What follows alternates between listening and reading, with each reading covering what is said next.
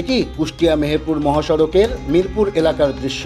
এভাবেই যান চালকদের হাতে বিভিন্ন প্রতিষ্ঠানের ইজারার রসিদ ধরিয়ে দিয়ে প্রকাশ্যে তোলা হচ্ছে চাঁদার টাকা। ক্যামেরা দেখে চাঁদা তোলার সাথে জড়িতরা পালানোর চেষ্টা করলেও শেষ পর্যন্ত মুখোমুখি দেশ টিভির। তাদের দাবি, পৌরসভার কাছ থেকে ইজারা নিয়েই তুলছেন টাকা। অটো থেকে 10 টাকা, সিএনজি থেকে 10 টাকা। আর না অন্য কিছু না, চলতি কোনো গাড়ি না, ধরেন এই স্ট্যান্ডে যেগুলো গাড়ি আছে এগুলাই না, ওইগুলা নিচ্ছে না। স্ট্যান্ডে যে অটো এবং সিএনজি থাকে এইটা ইজারা দিছে পৌরসভা। না না, মহাসড়কে কেন নিব আমরা? মহাসড়কে তো টাকা নেওয়ার অধিকার আমাদের নাই। ভিডিও আছে, কোথার থেকে পাইছেন জানি না, কিন্তু মহাসড়কে কেউ নিচ্ছে না। এভাবেই প্রতিদিন জেলার অন্তত 10টি পয়েন্টে অবৈধ যানবাহন থেকে তোলা হচ্ছে চাঁদার টাকা। আর টাকা না দিতে চাইলে যান চালকদের হতে হচ্ছে মারধর সহ নানাভাবে হয়রানির শিকার।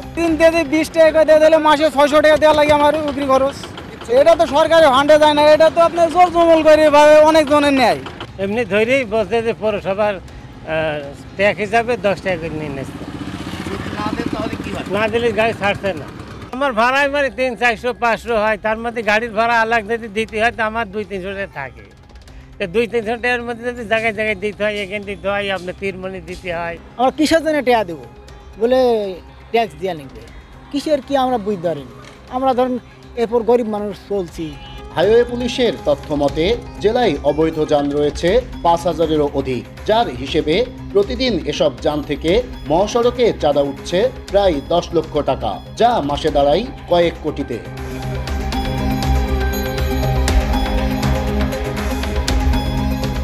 তবে ইজারা দেওয়ার বিষয়টি নিয়ে মিরপুর পৌরসভার প্রশাসক ও উপজেলা নির্বাহী কর্মকর্তা নাজমুল ইসলাম ক্যামেরার সামনে কথা বলতে রাজি না হলেও হাইওয়ে পুলিশের ভারপ্রাপ্ত কর্মকর্তা বলছেন মহাসড়কে চাঁদা তোলার কোনো সুযোগ নেই।